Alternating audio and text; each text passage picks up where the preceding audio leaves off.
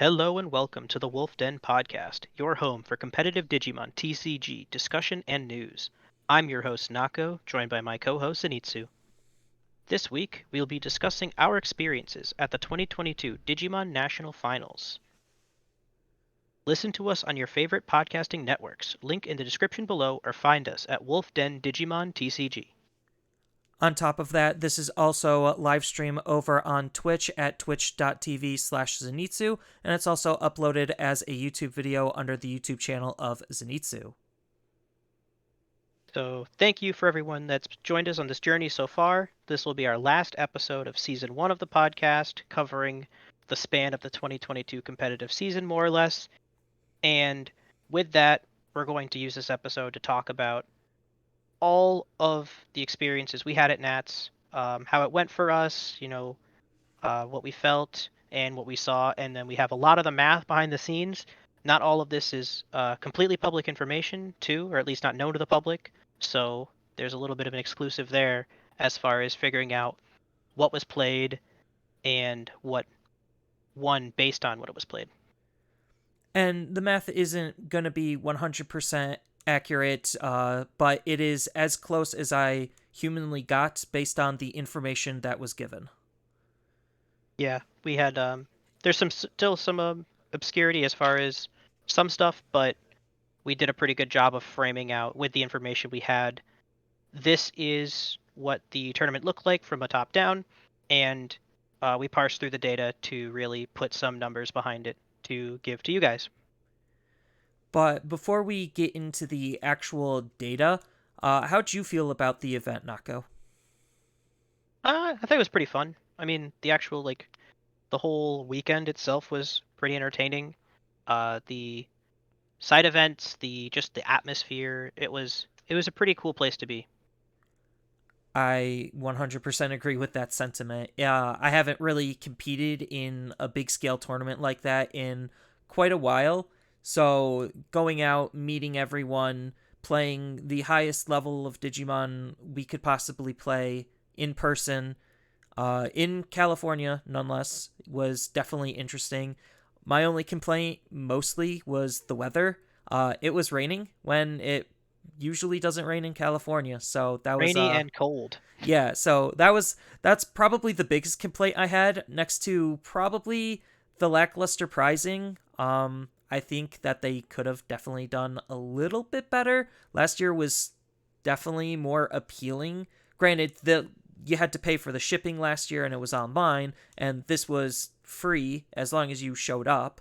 So there's a little bit of a difference there, but I definitely feel like the pricing was a little bit weaker. But overall, I thought the event was pretty well ran and everything was pretty tight in terms of like how things were ran. Yeah, um, I don't have too many experiences with a card game convention specifically so much. I've been to a couple, Magic GPs, and for the comparison there, I think this was done maybe better because I know Magic GPs are kind of known for being, well, they're not as competitive necessarily because there's no qualifier to enter them as much as there's a just like it's a 2-day event and anyone can kind of show up to day one, or sometimes you get some sort of like buy to day two if you've won a smaller event that qualified you there. But as far as going to a card game tournament that had rented out a convention center and that was the only thing to do there, it wasn't attached to a convention or anything. It was actually run very smoothly. And they even had some extra stuff for us to do in the forms of side events on top of last chance qualifiers to try to get into the main day. The lines on Friday were a little bit longer than I wanted, and the art museum was also pretty neat, seeing all of the cards in full art, no text attached. That was definitely something special a lot of people I think appreciated, because one of the big draws to Digimon is just how good the art is, even on some of the most basic mundane cards. Like, Digimon's got some of the best art in the TCG space, so letting them breathe in a nice frame was definitely nice. My only other complaint was probably the Survive promos. Those were in short supply. I tried 3 times, one on each day, to get them, and they ran out before I could get to them because the lines were that long. Um, Yeah. so I mean, I mean, they probably could have handled that maybe better instead of just requiring you to line up and do like at least it would maybe require them to change their thinking on what the survive promos are supposed to be. But if they maybe just included them in participation of something, if not the event itself, then maybe one of the side events or the team event or the win a mat, like because I think those were underplayed compared to the win a box and the win a Koromon. But to your point about the pricing, I think you have to consider the pricing as a whole. While I think the actual participation for the event and maybe the pricing for the main event was less, if you consider the total scheme of how many win boxes did they do total, how many win mats, how many Koromons, how many Greymons, they did a 3v3 team event every single day. The total pricing was still far superior to last year. It's just what you got for the main event was less, maybe. that is actually a pretty good point because on the online version, it was literally just limited to the main event. There was Yeah, there nothing were no side else. events. So that You just is a lost and you turned off your computer instead of like waiting around. so that's a very good point. There was just more to do, and more given out, and even in the art museum, they also had the illustration packs that they were handing out, like Hmm. candy. Again, should I think the Survive promo should have been a part of that, but that's neither here nor there. And there was also artists doing signatures like Kenji Watanabe. I know a lot of people were waiting in line for the artist, so I think like the whole experience was grander, and it was definitely a lot of fun meeting as many people as I could and seeing all of the other YouTubers and interacting with people I normally wouldn't. It was definitely a very enjoyable experience. Yeah, it felt more like a complete Digimon experience and less opposed to just going to a specific Digimon tournament that just happened to be in person. Yeah, I get that. It was funny on the last day. I was gonna like think about buying some merch, and then literally all of their merch in the or like the art side of things was sold out, and I'm just like, dang. Yeah, they had a little gift shop popped up in the art side, which was like I guess the quote unquote convention side. It wasn't the actual tournament. Was one of the main halls was dedicated to like cards only, just tables and card games, and the other convention hall was everything else. And in that second hall was the little pop-up shop you could buy like vital bracelets and action figures and um, the cards for the a bunch of just Bandai stuff, and Yeah, they sold out of everything completely. You couldn't buy anything if you wanted to because they didn't have anything, yeah, which and is crazy. and then they had game demo stations, which is how you actually got the Survive promos. Hmm. Each demo lasted about 5 to 10 minutes, and it was of Digimon Next Order on the Switch. Hmm. So you got a little bit of gaming experience there too. So it definitely was more of a, like a Digimon convention on that side of things, while the tournament was going on at the same time. I will say, I think they maybe could have utilized that space a little better because while it was cool that they had the art exhibit, like it was kind of only an art exhibit. Like the outskirts were kind of everything else. It was, the gaming setup was in one corner, the pop-up shop, the play corner, and then there was the like signature corner, and then the 80% of the middle of it was just the rows and rows of like the framed arts, which was cool. But if there was maybe a third convention hall for the art, they could have utilized that space maybe better. I personally, I would have liked to see more art. They had about Yeah. 150 pieces, I think, somewhere close to there. And I would have liked to see, like, kind of going along with what you said, the space utilized a little bit better, and they could have had more room for art if they would have condensed it a little bit more. But obviously, they wanted room for people to breathe. Yeah, well, I mean, like I said, I'm not disagreeing with the idea of the art exhibit. I like the premise, but it was again roughly 50% of the space was taken up by it. So if they just had more space for more not art exhibit or more stuff to put in there, I mean, because if you think about like a True Blue convention, I know they had the PPG shop and the core shop, but realistically, they could have brought in, a number of vendors and had a whole convention hall dedicated to, you know, like like a true anime convention, but for Digimon, and you have like various, Etsy artists pop up and then, have people selling t-shirts and people selling maybe like a couple more actual card vendors. Like they could have had a whole space dedicated to that and not necessarily just like that little hallway space that they had for the one PPG booth and the one core booth that were constantly just surrounded by people the whole weekend. I'm definitely agreeing with you. Having Digimon t-shirts on sale, I probably would have bought one You know versus what an I mean? action Like, figure. Although if they would have had the like Re-Arise figures or like the amplified figures, I probably would have bought those like the Gunpla Digimon kits mhm. just because that's like a side hobby of mine. I mean, maybe it's Bandai just wanting, all of the pie, but they only included like themselves and then a small one booth of PPG and one booth of core TCG, and but realistically, it could have been like a true blue Digimon convention, and it could basically be like Digicon, 2023 or whatever, and then they could have had all this Digimon, maybe, restrict it to Digimon only.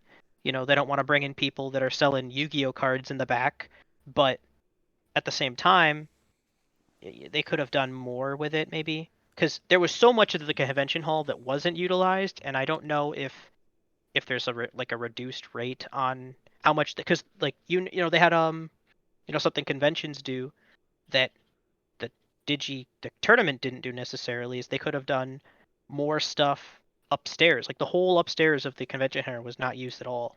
I don't Which necessarily think they paid for that that's what space. I mean. I don't know about that if they get a reduced rate for saying we're not going to have anyone go upstairs.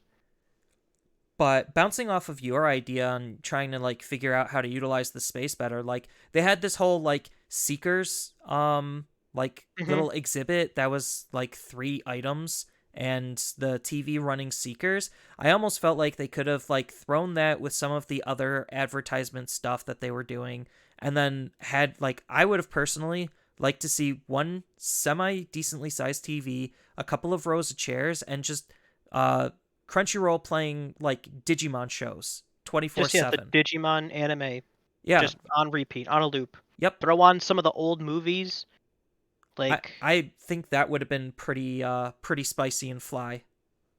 I mean, yeah, but I mean, this is the baseline, right? This is the first year they've done it, and the only time they've done it. I guess first and only. So basically, anything that we can think of is something that maybe they considered too, and they wanted to make sure they got the card tournament portion of it correct first before they just started adding extras. Yeah, Because cuz ultimately, that's what we were there for. yep. It was mostly for the tournament. And speaking of the tournament, what'd you end up playing, Nako? I ended up, bucking the trend. I really didn't want to play a day full of mirrors, and honestly, I was just proud that I had gotten there. So I went with Machine Dramon. Definitely didn't give it the time or maybe like the deck tech time to breathe that it probably should have gotten with a deck as unique as Machine Dramon, where you could look at two lists and they'd be completely different and both be good. And so I finished in the bottom 25%, just like scrubbed out. But I still in the top 1,000 players in the country, so I'll take it. I ended up playing the cancer himself, Black War Greymon X. Um, I've been practicing the list. I have been kind of enjoying him awkwardly enough. I've usually been a hardcore blue player and I just took a step back and I wanted to play something a little bit different, kind of get a feel for the rest of the colors in a sense. Black War Greymon gave me access to 2 at once, so it was definitely a nice refresher from the hyper aggro of blue. And I felt like I could have done a little bit better. some of it was my matchups, some of it was my draws. So that's just the name of card games. Um, and I ended up finishing 300 on the dot. So upper third, which I'll take. I'm happy with upper third percent. Mm-hmm. Yeah, and I mean something I told myself to make myself feel a little better because obviously no one wants to show up to a tournament like that, especially driving or flying halfway completely across the country in our case, but um, and then just basically lose their first 3 or 4 rounds. But um, the the skill on average for this event was much higher. Yeah, something I definitely got a better feel for because I played more of side events than main event, and even just the side events were significantly higher levels of competition than you would think just from a random pickup tournament. And so, to lose against the best players in North America doesn't feel as bad as like, you know, going 2-2 at locals. What kind of side events did you partake in? Specifically, I did a couple Koromons, I think one or two a day. I did two Winnaboxes, and then I did one of the Greymons on Sunday. Okay. I just Almost did. winning one of the Koromons, uh, though the extra time or the top cut rulings heavily favor security control, unfortunately. And as soon as my opponent learned that all he had to do was holy wave and pass and win the game, he did that. Yeah, I actually for the side events swapped decks. I played some Blue Flare on side events. I just played a couple of casual matches just to get a feel for the new iteration of the deck more than my initial testing. Because I talked to one of the people who got top 32. He was helping me refine the list, and I really liked the refinements that he came up with and suggested. And then based on what I had available to me, I just kind of played what I had, and the deck felt very good. I just played in a win a box and I won the box, so that was pretty nice. But I was just there mostly chilling and vibing and wanted to meet some people. I didn't get to meet everyone who wanted to see me. I didn't exactly advertise as well as I probably should have that I was like where I was to meet me. I didn't feel like I was that big to You do didn't do any that. fan meetups? No, I don't feel like I was like that big to do it. So I was kind of like scared if I did, then nobody would show up and then I'd feel sad. Um, Yeah. but I just was taken in the atmosphere most of day two. Day one, I didn't do any side events. And I was just all in on the 9 rounds, and I'm Hmm. pretty happy with where I ended up. Yeah. So before we go into the data, like actual math behind the event, I want to take this opportunity to shout out the Digimon Big East community. It's kind of my locals area in the greater scheme. Uh, we have, and I've said it on this episode on the podcast before, but we have a hell of a lot of good players that play in my local area, and the amount of people from my locals that were at Nats was staggering. There were upwards of almost 10 to 15 of us that were maybe not at like just specifically my locals, but locals and associated locals that we're all hanging out together was just crazy. And really shout out to Cliff Walker for specifically from my locals area getting top 32 and also being the only Force player to top, single-handedly spiking the price of Rena overnight. I guess while you're shouting out your area, I would like to shout out the Michigan area. I definitely saw a lot of my Michigan peeps there. I don't think we were in as strong of numbers, but we definitely had at least like maybe 10, 12 players there from Michigan, and even though none of us got in top 32, at least not that I'm aware of, we definitely had our own little camaraderie, and it was nice seeing everyone there that could make it. Yeah, and I didn't go through the list and write down everyone's name individually, but I know we had a lot of players do very well in this. Some of them undefeated going into rounds, 7, 8, 9. So good on them. And even if you didn't top 32, I know a lot of us did really well at this event. really just showed the strength of our area competitively. Yep. But speaking of top 32, we actually have the full top 32 breakdown as like the big question on everyone's minds. Okay, this is nationals. This is the biggest tournament, highest caliber of competitive event that we currently have outside of Worlds, which is more exclusive. So the question on everyone's mind is, what was the top 32 spread? What won? What was the breakdown? And we even, like we kind of mentioned earlier, have the spread percentage wise on the representation of each of the decks. So, um, as I said in the beginning, we do have access to the full set of data, and by full I mean just the raw sheet as provided to us by the TO. Thank you for that. And so we've gone through and taken the liberty to figure out what percentage of the event each deck was, like as a whole, and then as compared to the top 32, which is already very well known. But just starting there, at least, all this is available through uh, links in the description below provided by the Eggman, who did a nice mock-up with all the players' names and their deck lists if you want to check that out. But for just the raw info, top 32 was as follows: 13 Black War Greymon X, 4 Grandis, 4 Cross Hearts, 3 Blue Flare, 2 Wargrey X, 2 Security Control, 1 Ulforce, 1 Jessmon, 1 Doorbrick OTK, 1 BL Starmon.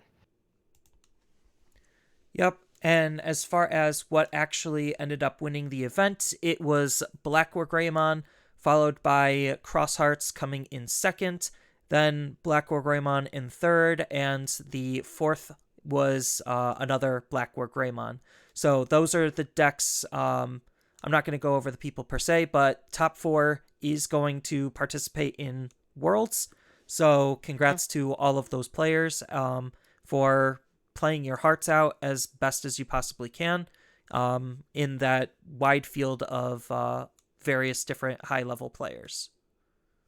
I think it's important to note here, because I don't know if we ever said it this episode yet, but this was a 2-day event for those competing in the main event, and Yes. the top 32 played a separate, smaller tournament, single elimination, I believe, Yep. uh, on Sunday after being in the top 32 for day one.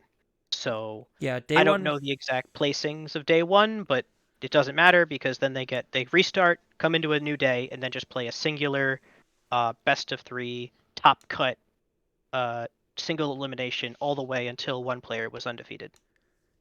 Yep. There was it was 9 rounds of Swiss with 1,001 players participating in the event total. Yep. So where does that leave the decks as a whole, though? Because I know that's something that we've taken the time to find out that is not currently, widely known information. So Zenitsu, why don't you go down the full deck meta spread from top to bottom? Alrighty. So, as far as the meta spread, out of the 1,001 players, about 35% were Black War, 15% were Grandis, 8% were Cross. I just labeled it as Cross because Eggman and his breakdown just labeled all of the Cross decks as Cross as well. He didn't separate if it was Cross Merva or Cross 7, so I didn't do that either.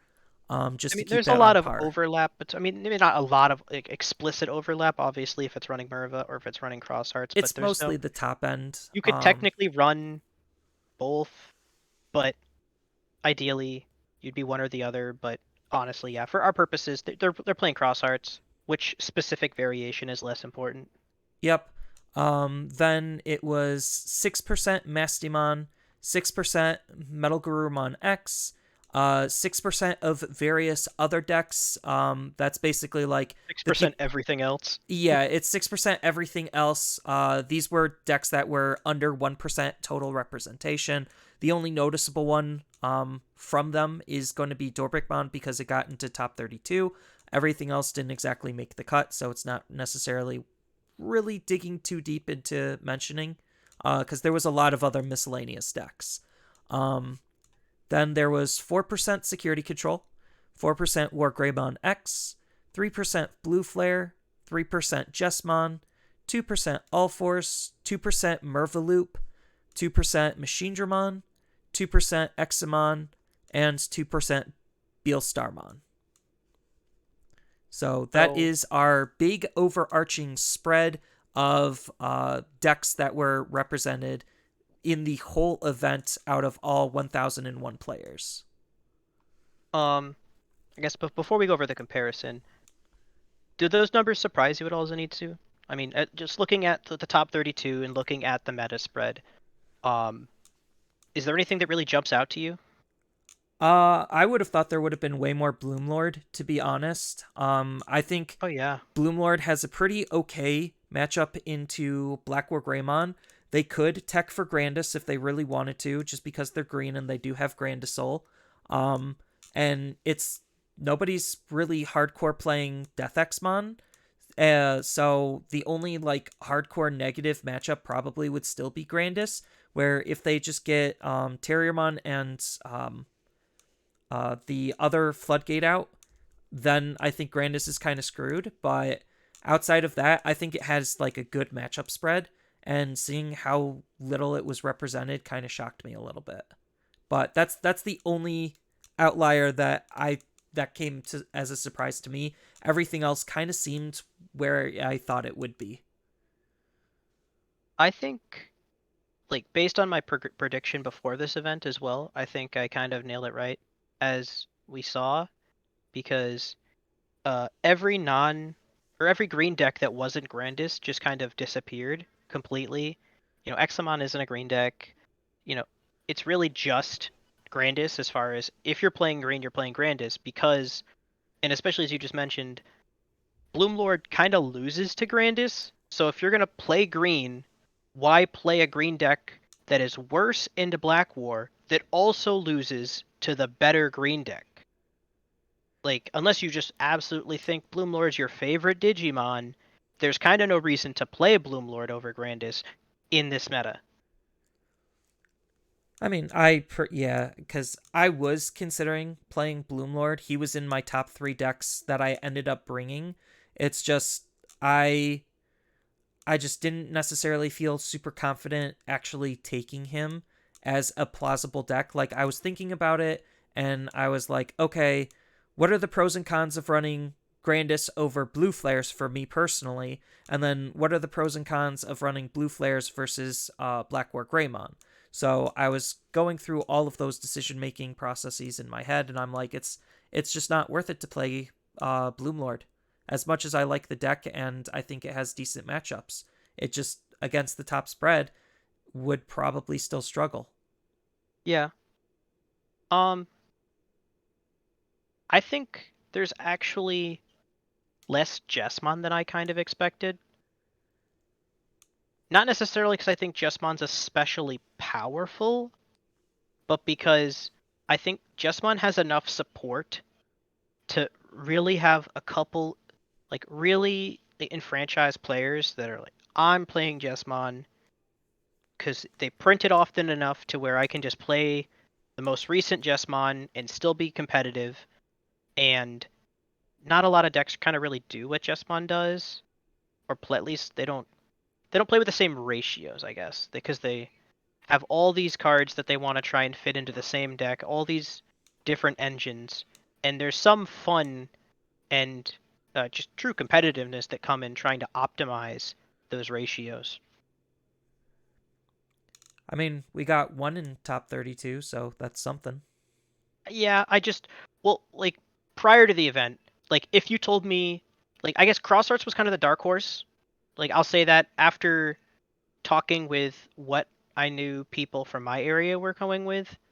Um, I had slept on Cross Arts a little bit but prior to being there. I walked into Saturday expecting Cross Arts, but I didn't necessarily expect Cross Arts prior to showing up in California. I was initially practicing cross hearts with our team and stuff, but I honestly just think the threat of Black War and knowing that it's going to be the most represented deck, that did kind of scare me off wanting to continue to play cross hearts, especially for this big event, because I'm like, okay, if I'm going to statistically take the deck that would do the best, I didn't necessarily see it would be cross hearts, and that's kind of why I was scared off of Blue Flare as well. Because similar reasons, I think Blue Flare has a better matchup into it, but that's neither here nor there. It's definitely rough for tamer based decks, and I think yeah, the fact that Jessamon does have a pretty okay matchup into Black War Greymon probably would have warranted more people to want to play it. Mm-hmm. Um, yeah, that was just something that I noticed is that I think Cross flew under a lot of people's radars. I don't want to say mine completely because I like before it mattered, I was aware of Cross Art being very powerful. It was actually on Friday night specifically. Uh three of my people from locals, they went undefeated in a team tournament. They won Friday's team event, and one of them was piling Shout 7 Turbo, as he called it, which was just get out Shout 7 as quickly as possible, and they can do kind of fuck all about it. Yeah, I mean, the other thing about cross is just because we say cross, there's a whole bunch of different variants to how to play cross. There's cross Merva, there's cross 7. If you really wanted to even cut the Merva, you could just go true like cross 5 turbo and just try to like get low to the ground and be more aggressive.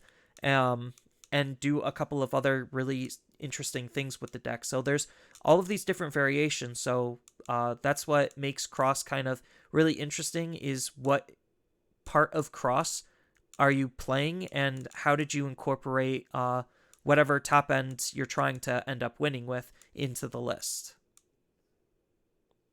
So, since this is the first time we have access to the true population size of the event, we know more or less, to the best of our knowledge, exactly what uh deck every person came with. Not not down to not comparing them to the person. Just we have 1,001 deck lists that we've narrowed down because the list we had included resubmissions. So I know I resubmitted my list because I wasn't aware that you had to have a list to sign into the event on Friday in the first place. So I just submitted a crap list just to get in the door and then submitted it later on that night when I actually knew what I wanted to play.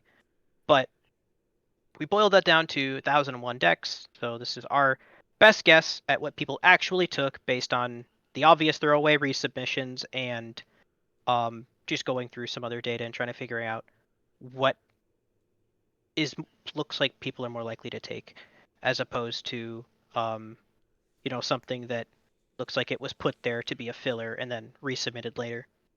But starting with the top, we had 40.6% of the top 32 were Blackware X, that being 13 out of 32 lists. Um, for that total population, as Neeson already mentioned, that's 35%.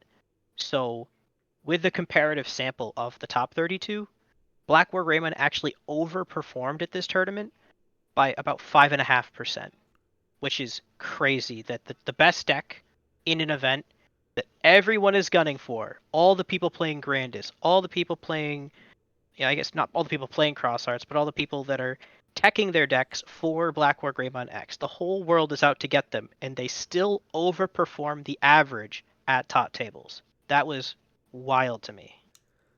As a person playing the deck, I don't necessarily think it was that crazy because the only like really bad matchup that Black War Greymon had to, and when I mean had to, you had to tech in against Grandis, because otherwise that matchup is so negative it's actually kind of comedic at times. Unless the Grandis player bricks or doesn't see any of their pieces, then it's not Hmm. that bad. But that could be said about any deck.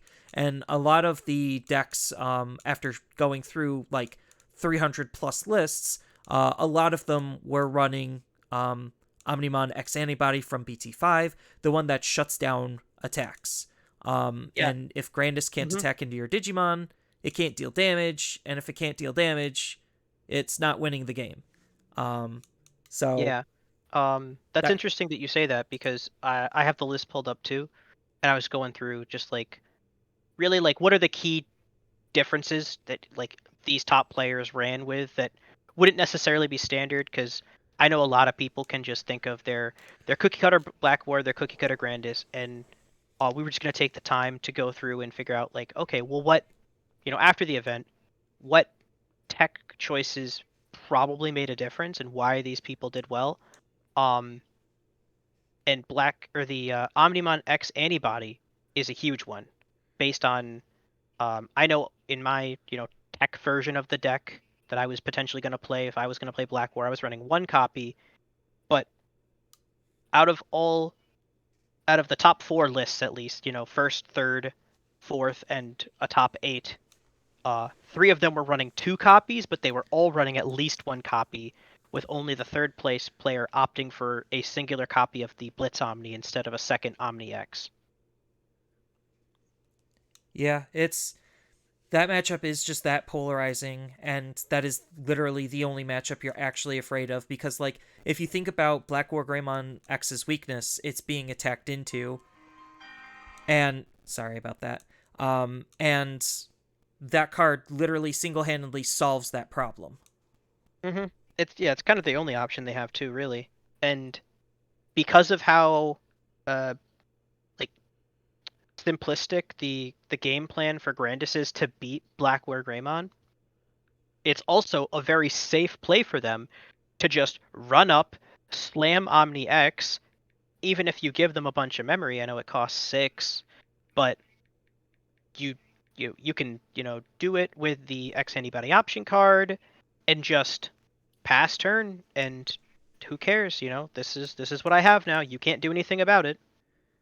Yeah, that actually came up in one of my games. I was playing against a Grandis player, and even though I put the Grandis player to 10 memory, if they don't have an out to Omnimon X Antibody, they're going to be losing because of that card. So it is that important. I know one of the other like key tech choices that we're kind of seeing across the board is 1 to 2 of Metal Greymon Altarius mode promo. I know Finito, you yourself even ran a copy, right? Yeah, so I initially was trying to run the original Greymon X Antibody just because I wanted the variation on that protection ability that it has, not solely relying on the X Antibody option being underneath. And that's the reason why I was initially thinking about that. And then I came to the conclusion that, oh, I could have the level 4 have his protection, and then the level 5 have the protection I was looking for from the X Antibody, on top of just him being another Metal Greymon, having some more removal on top of it, some good cycling. He's another way to trigger Yuya, which in certain matchups, like against Security Control, actually does matter. So it just was a pretty decent card for just more protection coverage, because now your Digimon is going to be even harder to out, because if they can bounce it, let's just say one time, and then bounce it a second time with a different card, you're still kind of in a rough spot. But with that card, now it just adds more time to how many times they have to try to get rid of your card via removal effects that they just can't. I think that the real tech choice amongst the Black War Greymon players though was the person who won the event. With opted not to go with the BT8 Black War Greymon and instead went for the 2 of promo Black War Greymon from the BT4 dash packs. The ability main Digiburst to unsuspend this Digimon. Also, most notably, as Zenitsu mentioned in the pre-show, that it has a 3-cost Evo, which came in clutch. Yeah, I just released my Black War Greymon list after the event, and then I made a whole deck profile video on it afterward.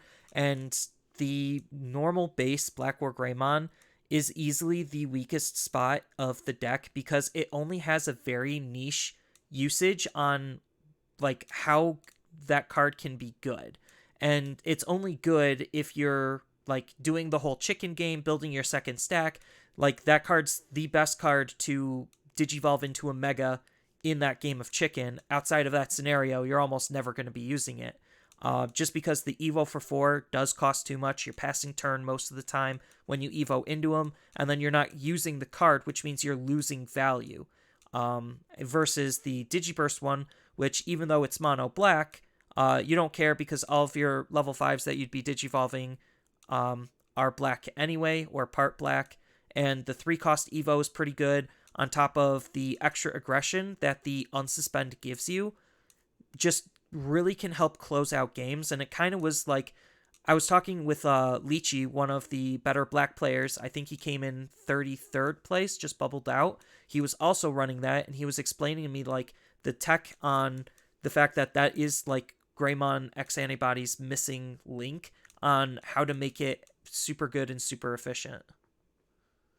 So thank you to the first place winner, Andres Perdomo, because the promo Greymon has now gone in the last 2 days since the event from $1.79 to $7.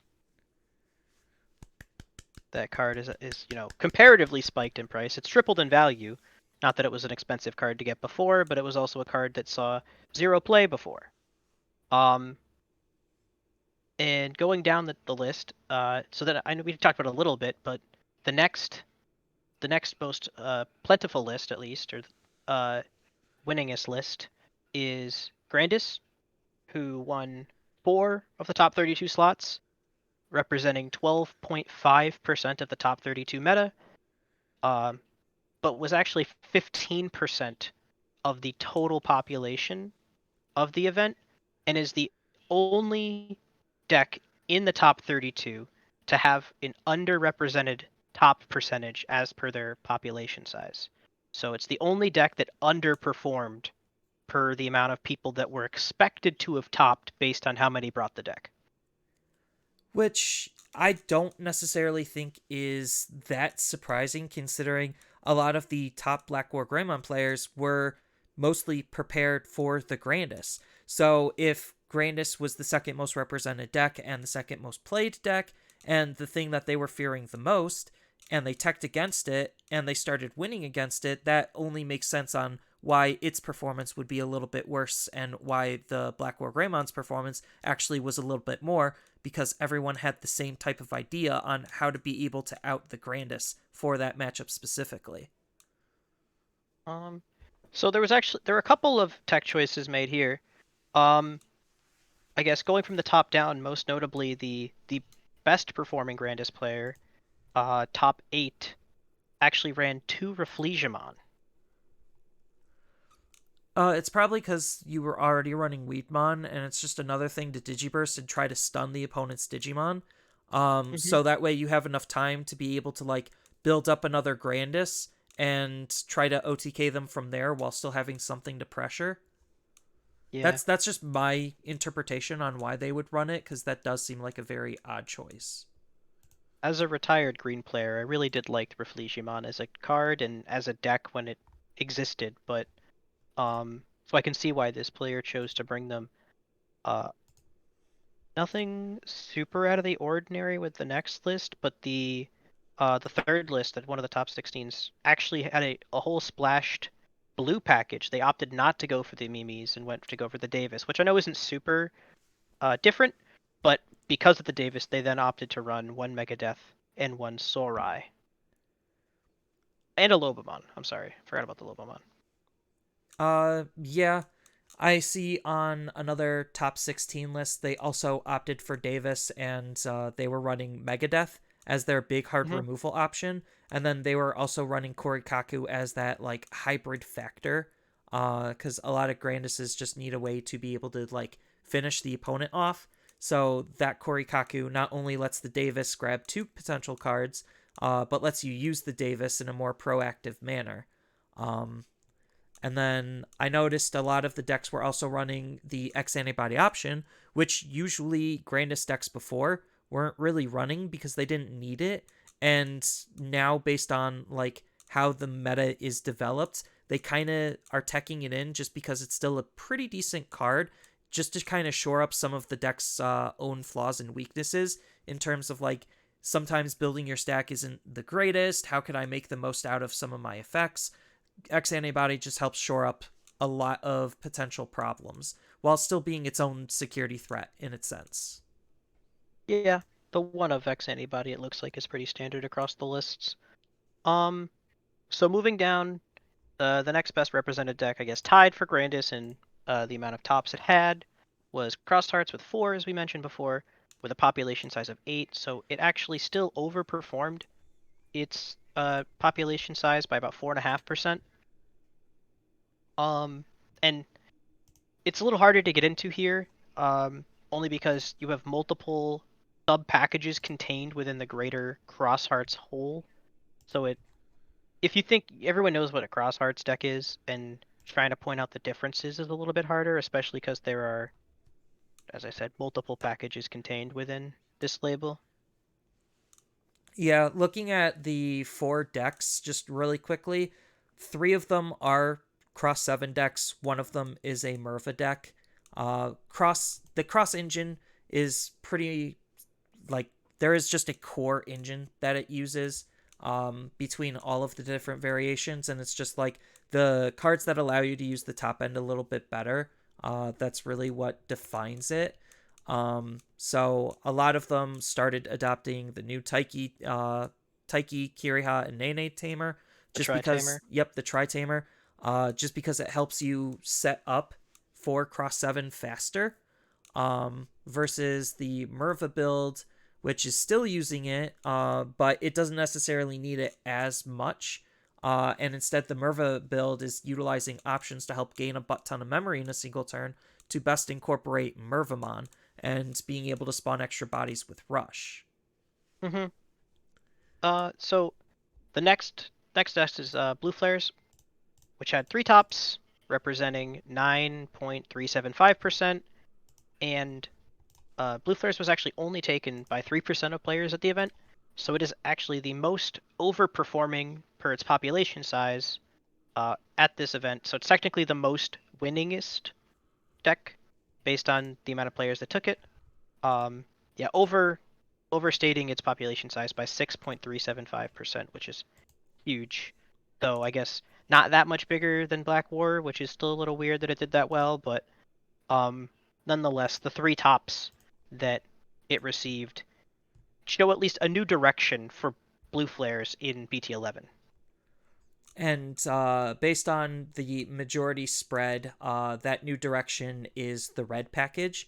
So one of Blue Flare's biggest weaknesses is it relies on the opponent having 2 or more Digimon on the field in order to utilize its effects. With the red package utilizing the starter deck Greymon and Greymon X Antibody, it no longer needs to focus so hard on the opponent having 2 Digimon, and it could literally do its own thing. As people saw on stream, if they watched the stream, the Blue Flare player literally killed their opponent in 2 turns. They were set to 3, they crossed into Metal Greymon, utilizing the starter deck Greymon, then Digivolve from starter deck Greymon into, or not starter deck From Greymon. Metal Greymon to Metal Greymon X. This is the BT9 one. The red Yeah, BT9 Metal Greymon X. Yep, which is red, so it allows you to gain extra security attack plus and extra DP to make the swing a little bit safer. And then you're swinging for basically 3 checks out of nowhere at 3 memory, which is crazy. And then if you add Siege Greymon on top of it, then for literally 1 more memory, you get a unsuspend and an extra attack, which could clear out all of the opponent's security. But still, just checking 3 security in a single turn, then your Digimon not dying. Going into the following turn, you bring out your Digimon out of raising, swing for 2 checks, and then egg for game. Like, that's still a very powerful and relevant strategy. And it ended up working out in the Blue Flares players' favor. Mm-hmm. Yeah, I know Blue Flare is something that it kind of struggled in previous formats, mostly because it really couldn't compete with the speed that Melga had, and it was, at risk of getting bounced. But it looks like, quick blue aggro is still very much a deck to beat, especially when it comes to this Blue Flare Digicross version. Yep. And it's kind of like a lot of them were running a very similar core package. Um, and the only like real spice was if they were running Death X and what was their sub tamer.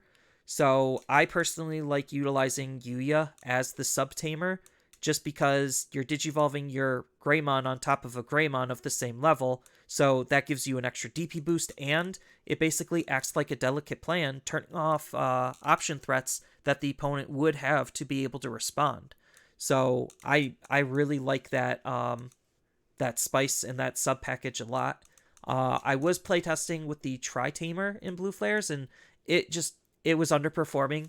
The extra memory is nice, the card draw is nice, but like it really was underperforming in my perspective. Um, and then the other one was also running the Tri Tamer as well. Hmm. So it's harder to compare the next couple lists because they're either two or one ofs. But just kind of going down the line, we've got Wargrey X with 6.25% top 32 representation with two decks, and a total meta spread of 4%, so a slight overrepresentation there in the top. SecCon also 6.25%, 4% total meta spread, 2.25% overrepresentation in the top. The one Ul Force, 3.125% with 2% brought it total. 3.125% Jesmon with 3% Jesmon total. This is actually the closest. I know we didn't go down to as accurate decimal places with the total deck spread because we weren't 100% sure if these are exactly the 1001 list people were taking or if we had included a resubmission or not. So we just kind of rounded to whole numbers, make it a little easier. But this is the closest. It was only off by 0.12%. So technically exactly as many Jesmon players topped as were, statistically likely. And that was one, based on the amount of people that brought the deck. The one BL star, 3.125%, whereas 2% of players brought it. And then I guess the other like outlier at the other end, 3.125% the one Dorbrick player, but less than 1%, actually 6 players total, brought Dorbrick. So the fact that one of them topped is not likely at all, statistically. Yeah, and that just goes to show you like a good OTK deck, no matter what it is, as long as it's consistent and fast enough to do it, can still be relevant in any kind of a format. Which is like both a good thing and a bad thing because it's like that type of speed and consistency and power should be like literally the ceiling, um, in terms of what a game is capable of. But at the same time, a deck like that just won't ever like phase out because of that, and it literally just needs a new ceiling to reach new heights, which is the scary thing because it's just like, oh, I theoretically you could still in BT12 if you really wanted to take Dorbrick OTK and still be just as fine because your deck's not changing. You're still powerful. You're still fast. It's just what the other decks are able to do against you is the real answer. And I think just because Black War Greymon, while it can be a little bit on the slower side, which leans more into Dorpickmon's favor, in terms of how it's able to react to something like Black War Greymon, it has less ability to deal with it than something like Grandis, but it's trying to beat out, like, beat the game out before the Black War Greymon shows up. Mm-hmm. Um, so just really just to point out a couple things because I still want to acknowledge the interesting tech choices these players made, even if they were the only ones potentially of their archetype that made it. Um, as much as I don't like to give too much credit to security control players, one of the security control lists is actually pretty unique in that they brought a one of King Sukamon for the ability to poop your opponent's Digimon if they have 16 or more cards in their trash. They aren't running any of the Sukamon pieces, so that they'll never activate the secondary, much easier effect of having 3 or more Sukamons in your trash, but the 16 or more cards in your opponent's trash is very doable by security controls. So then, given they meet the requirement, they can just hard play King Sukamon for 7 and poop an opponent's Digimon. And then they're also running a 1 of Bagramon, a deck I wish wasn't ass, and actually one of the better control Digimon that they've printed in this game, period, even if they gave it no legs to stand on. Yeah, and I think like I was reading online that it's a little bit unfortunate for purple players that the majority of like 2 to 3 sets worth of purple cards was dedicated towards Bagra because it didn't really do any benefit So to purple. bad. Yeah. So that's just a little bit unfortunate for the purple players, but going and looking at the other list, they were taking more of a purple approach. So they were Hmm. running like fly bullets, they were running Kaiser Leomon, they were even running the Salamon X antibody for some extra like searching and recovery. They were running the armor package, so it was definitely a little bit like there was some decent diversity between the security control lists. Even though we all kind of hate security control, it is kind of like not necessarily a necessary evil, but it's an evil that some people like and enjoy nonetheless. Yeah, it shows that even in a meta as dominated by a deck that just makes you have as little fun as you make everyone else have, they still can show up and they still can top the events, especially with a couple interesting tech pieces.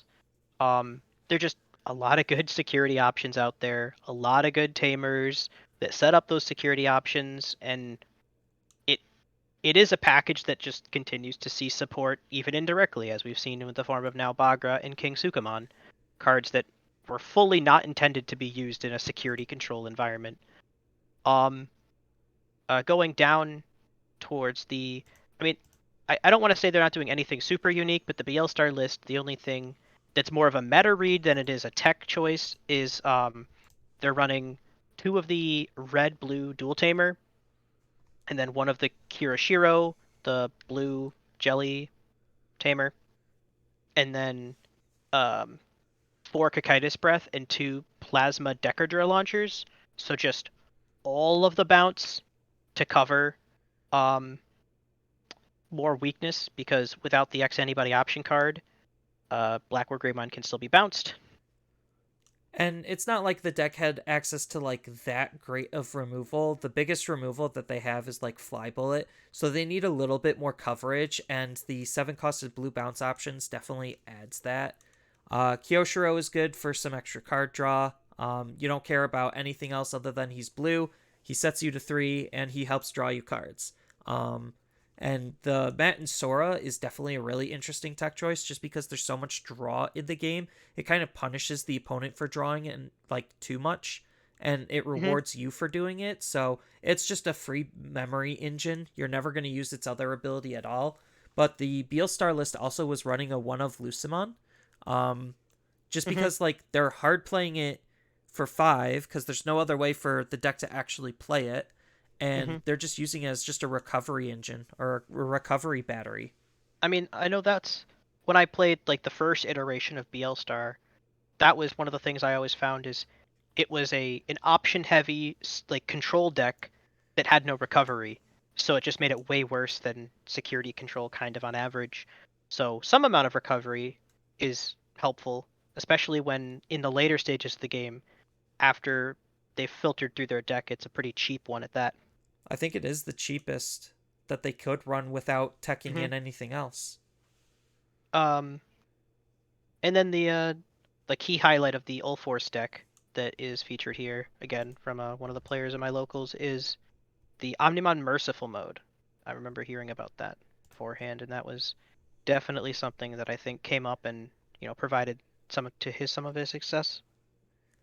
I just like Omnimon Merciful Mode in general. So the thing that Omnimon Merciful Mode does, which against one of the grandest players that I was playing against, um, the deck, like this type of a deck, does struggle because it doesn't have an out for Omnimon X antibody. Like, it could just stop all of your multiple attacks. Sure, you still get the ability, but you're not dealing any damage in and you're not bouncing anything. So, Omnimon Merciful Mode actually is one of the few ways to kind of like end your turn and out the Omnimon X antibody. And it also does some various other things as well, but it definitely is a pretty interesting tech card to choose from. I I actually think, and it's something that I definitely overlooked in like my initial perception of Merciful Mode as a card in general, is that like if you're playing this in a more traditional deck, you know, if you think back to what you want a level 7 to be, this kind of just states like on Digivolving for each, mega, delete an opponent's Digimon, who cares? That's in this deck that's one. That's only ever one. In an X antibody deck that's maybe two. Um but usually they only have one big thing out anyway, but the when Digivolving kill is pretty relevant. And then um the more importantly, the start of your turn, trash this top card, trash your opponent's security, is almost more relevant because in this list specifically, as an All Force deck, you don't give a shit about the fact that it's an Omnimon. And if anything, that's the fact that this Omnimon gets rid of itself after getting rid of your opponent's Digimon and happens to take security with it, just lets you do more All Force things, because that was another downfall of, I played Thwart Defeat Turbo in BT 5-6, I think, and once you got to the big Digimon at the top, it didn't do anything. It was a big body, but it didn't do any. It didn't have any crazy effects, and neither does Merciful Mode. But it doesn't synergize with your tamers or your deck in any way. But it just also gets rid of itself to allow you to continue to synergize with your deck by allowing you to use the All Force underneath it. The other big thing that Merciful Mode lets you do is it's a good turn ender just because it would retain the buffs that Rena gave All Force going into Merciful Mode. So an unsuspended blocker evade Omnimon is still just Mm-hmm. like absolutely insane and hard for certain decks to be able to get around, especially if you already used it to try to out the opponent. And that burn on that security, like you said, basically de-digivolving himself back into an All Force lets you continue doing what All Force wants to do without sacrificing himself because of that level 7. Mm-hmm. So, I mean, that's the full breakdown of the tops. Um, I know there were a good portion of decks that consisted of the other category, but they just didn't have enough. They were less than 1%, so adding them all together, it was roughly 6% of the tournament. But I think more people tended towards, at least not necessarily the meta, as we've seen, like, not everyone played Black War, not everyone played Grandis, or even Cross Hearts. But I think people took decks and practice decks that they thought had a good read on how it played into the expected decks.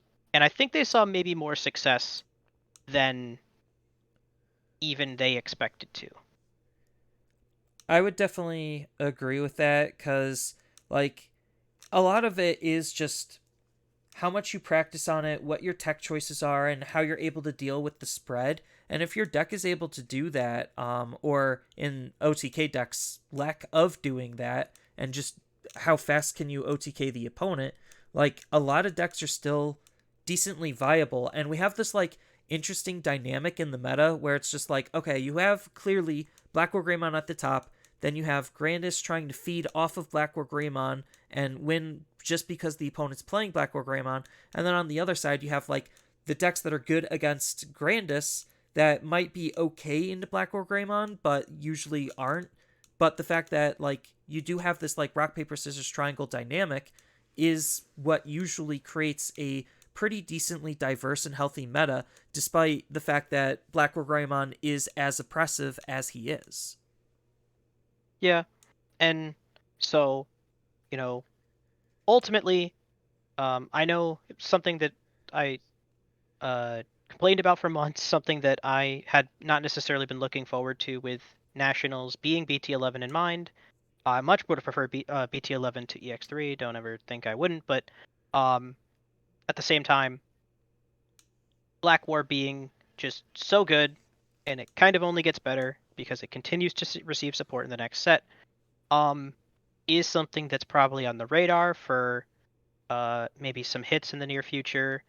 Maybe some other decks that have seen the light for too long. I know I've heard rumorings about Grandis potentially getting hit because why would you play any other green deck while Grandis exists? Um, and Cross Arts already has been hit. It just is doing well even though it got hit. Um, that being said, this is the end of the 2022 competitive season for 99.9% of people. The four players that the top four are still going on to do Worlds, but I mean unless they do something maybe like bigger and grander than last year's Worlds, it for most people, I mean even by my opinion, I don't really know how much I care, you know. I mean, like you said, kind of last year, Worlds is basically its own subset of local. Like, it is just a super local of the world's best players from each of their respective regions Hmm. for their national level event. So, Yeah. like, it puts it into a really interesting position where it's just like, okay, yes, these are the best players, but it's definitely a smaller event that does akin to itself more on the line of like a super locals. I and see, I wasn't necessarily planning on trying to introduce any alternative format thing here, but just after thinking, because I know we went over in the pre-show how large each of these events were of the ones that we know of, and um, I so think the this world's I think this year's worlds is larger than last year's because wasn't it well, top two? That not worlds, it was top two, but I mean just like nationals, comparing nationals, because the oh comparison I was trying to make is like, so instead of maybe top four, which is still better than top two, which was laughable, um, that if you compare that to something like, some other esport, card sport, events, the um, League of Legends has their top three players, for some regions, or top two for some regions, or top one, or only if you make it through a tournament, like depending on the size and competitiveness of your region. And maybe that's something that could kind of get scaled and applied here. Of we had 1,001 people, play in person at the North American Finals. There were only 256 for the Oceania Finals. So I don't think they should just blanket scale it back and just say, okay, maybe the top 64 of both events qualify for Worlds, and also top 32 qualify for, or top 64 for day two, top 32 for Worlds, or something like that. Because but I kind of want to see more of a real event made of it. Like something that definitely wasn't provided for nationals was, okay, Bandai, 32 people per North America, maybe top 16 for Oceania. I don't know how big Europe is. Top, either 16 or 32, depending if they're bigger or smaller.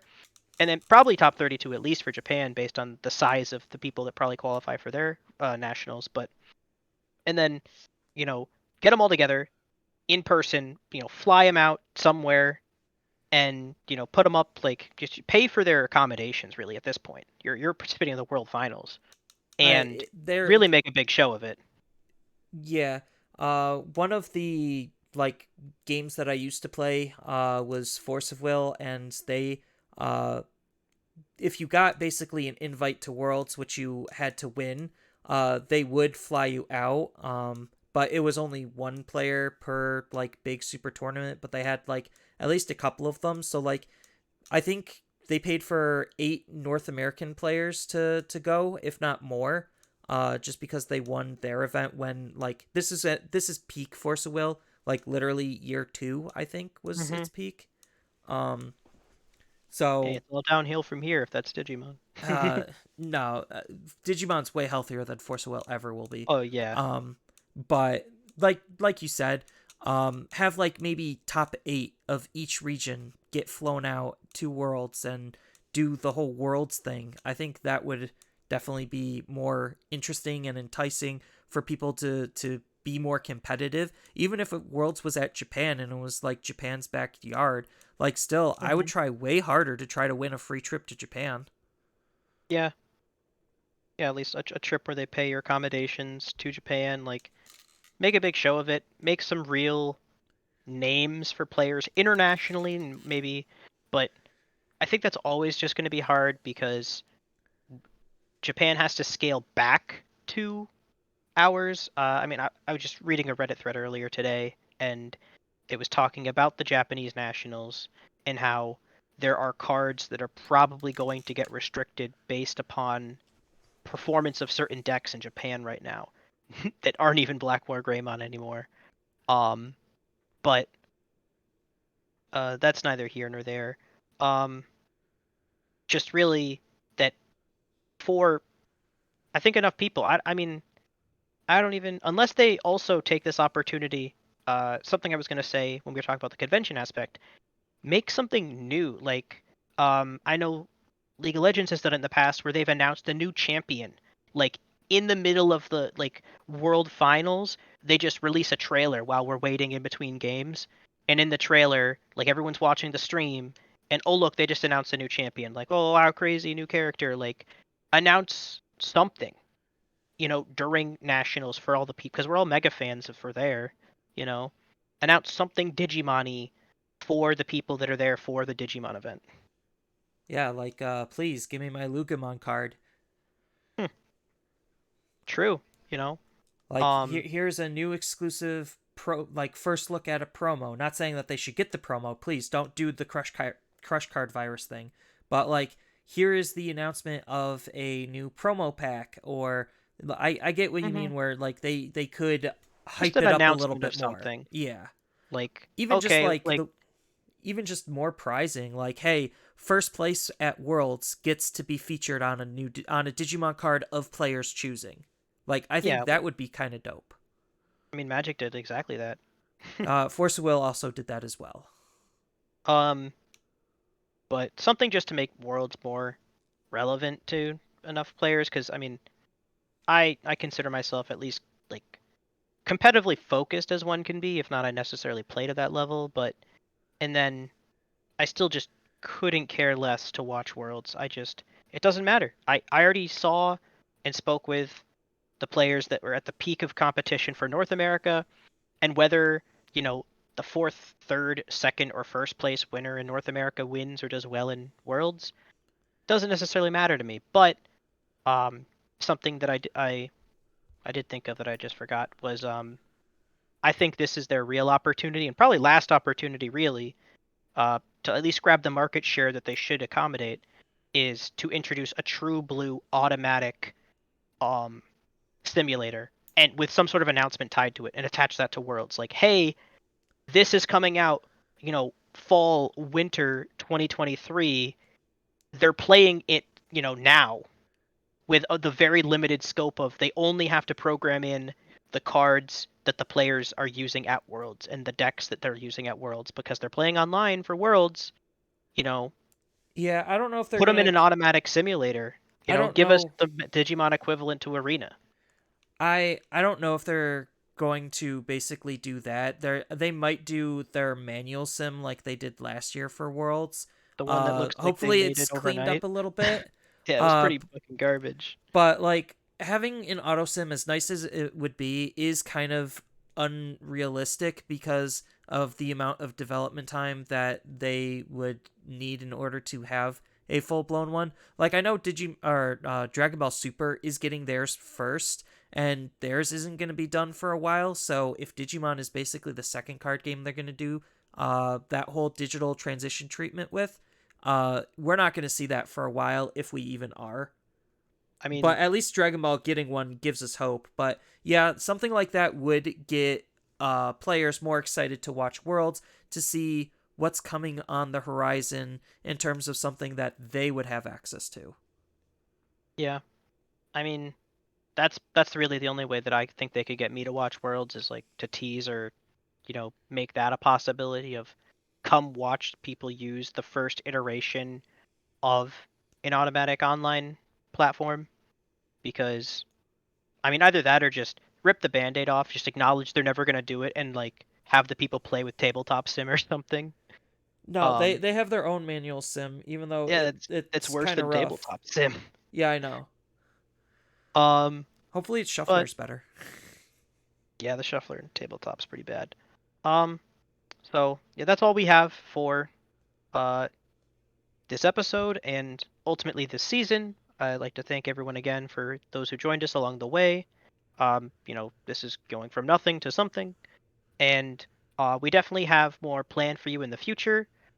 There will be a break as we're transitioning from season 1 to season 2 and transitioning from the competitive season 2022 to the competitive season 2023. But we have plenty planned for you in the future. Do not fret, even if you don't see an episode for a little while. And even if you don't see an episode for a little while, I'll try to come up with something at least on the YouTube side of things. Whether it's like some sort of side type of show or something, I'll try to figure something out so that way you'll always have something to tune into. And with that, goodbye. Later.